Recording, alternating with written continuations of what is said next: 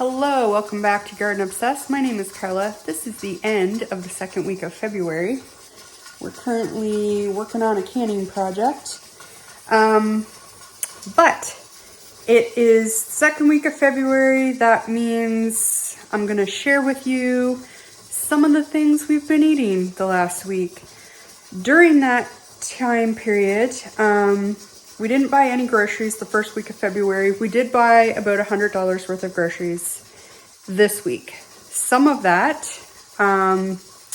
was for treats for Super Bowl, and some of that was for treats for Valentine's Day. So about half of it was for special occasion stuff, and about half of it was just regular groceries. We hadn't gotten groceries in a while. And we needed things like cream and eggs and fresh stuff, you know, all of that, all of those kinds of necessities. So, I'm just gonna get into what we ate and what we did this week. By now, you are all aware I'm a very boring breakfast person. This week, I was eating a lot of oatmeal with berries and seeds. We had some avocado on toast, like English muffins, and also those like rye bread crisp things. Mostly lunches were leftovers. So for dinners, a lot of them were really simple. This was chicken. This was like pork schnitzel with just some potatoes we had left. For Super Bowl, we had chicken wings and homemade jalapeno poppers.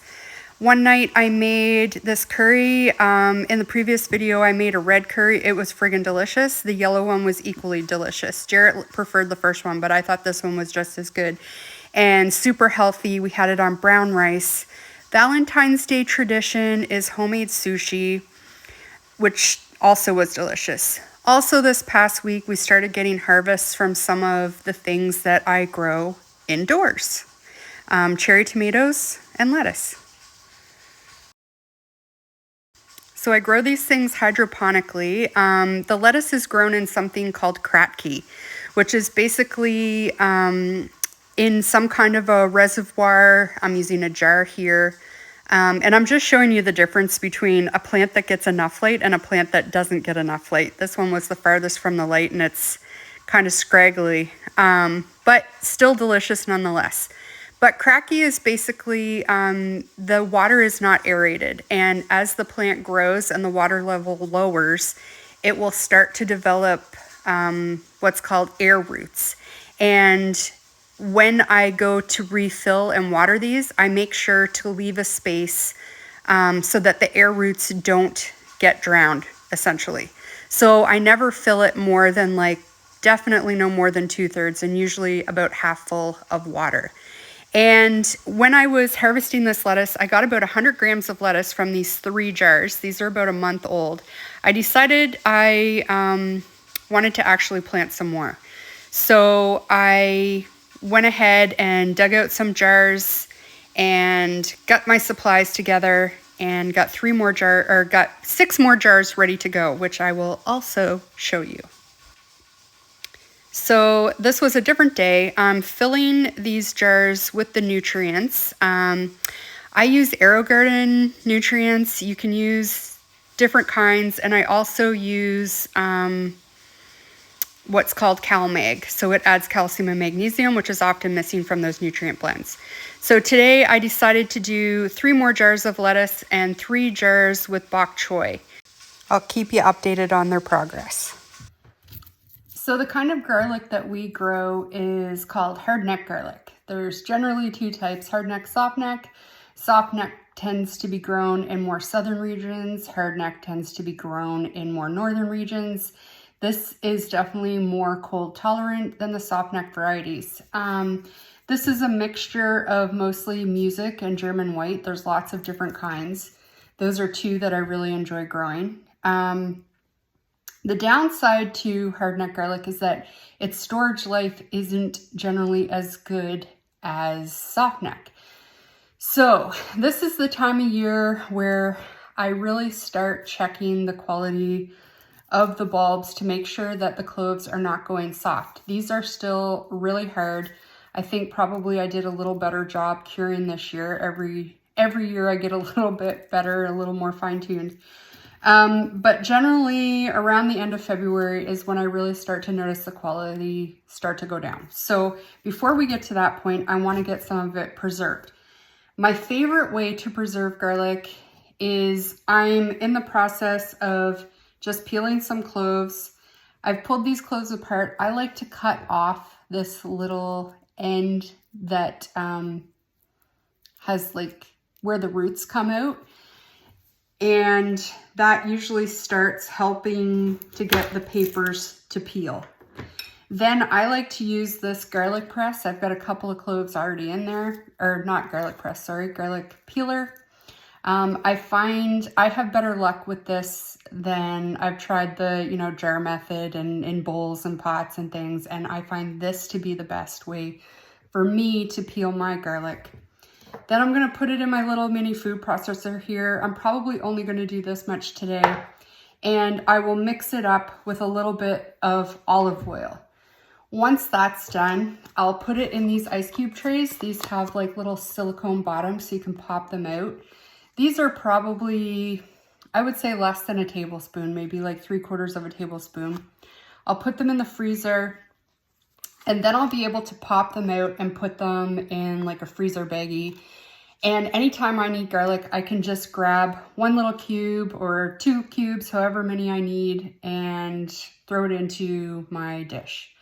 I find most things that you're using garlic, a little bit of olive oil isn't going to hurt. So I haven't found adding just the few tablespoons of olive oil to be a problem.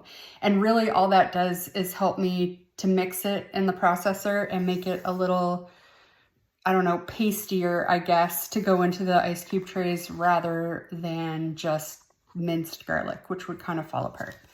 So I'm going to continue to get these peeled and I'll fill up this processor.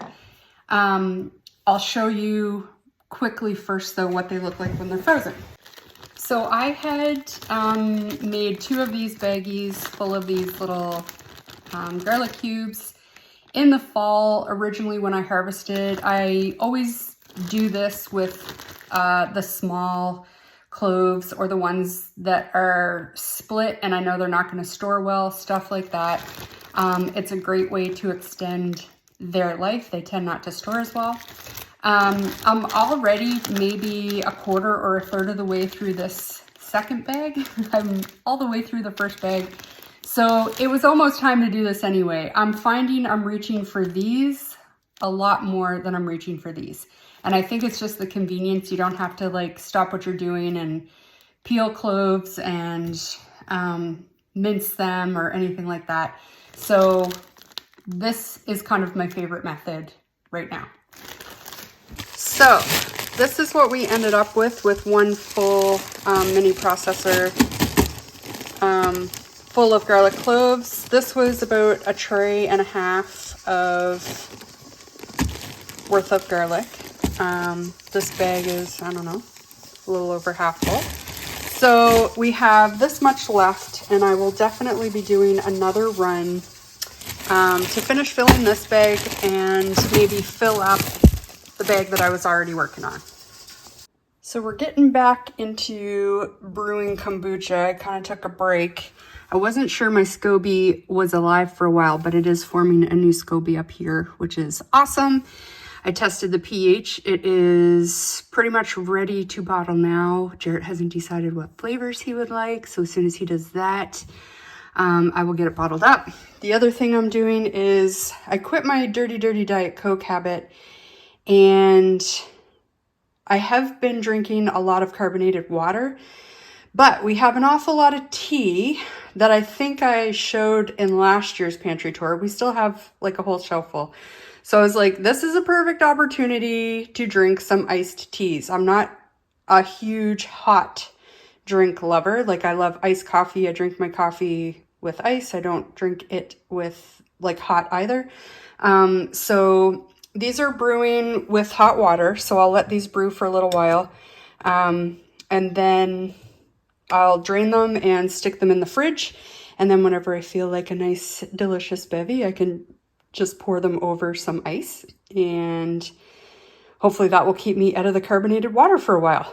So, getting our beverage game on. It just occurred to me, you might be wondering how I'm brewing these. So these are loose leaf teas that I got from David's Tea quite some time ago. These are also little diffusers that come with their mugs. I use them in everything. They happen to fit perfectly in a wide mouth mason jar. So this is a 750 ml jar and this is a 2-liter jar. So obviously I used a lot more tea in this one. But I just scooped out my tea into the little diffuser and it just sits down in the liquid. And then their mugs also come with these little lids to keep the heat in. Lots of other companies make these. These are just the ones that I have, and that's how I'm brewing it. Also, we are on our second batch of kombucha now. This is a 2-liter bottle, and so you can see the new SCOBY forming on top there. I think it's so cool how they do that. I always write the date in Sharpie on the jar that I started, so I know about when it's going to be done. I can just kind of keep an eye on it because I forget when I started it. So this is almost a week old. It's not quite ready yet. And out of this 2 liters, I get, so these are on their second fermentation now. These are both blueberry. I don't know if you can, there you can see the blueberries, or all 3 of them are blueberries, I guess. Any day now, as soon as they reach the fizziness that we want, these will go in the fridge and that will halt the second fermentation. But I get about 3 bottles.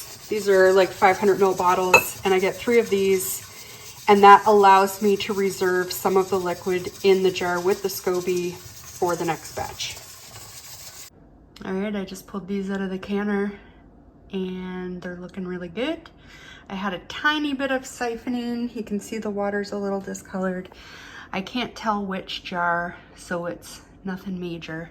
I did put a can of water in there as well because I couldn't remember if my canner was 3 or 4 jars minimum, and better safe than sorry. So I did actually go ahead and try the little bit that I had left over, maybe about 1/3 of a jar.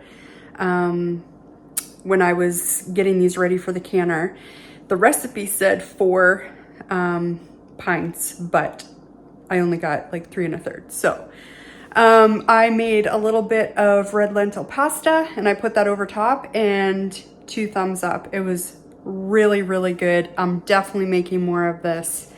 Yeah, it's a winner. That's everything I had for today. So I thank you for watching. I hope you come back and we'll see you next time.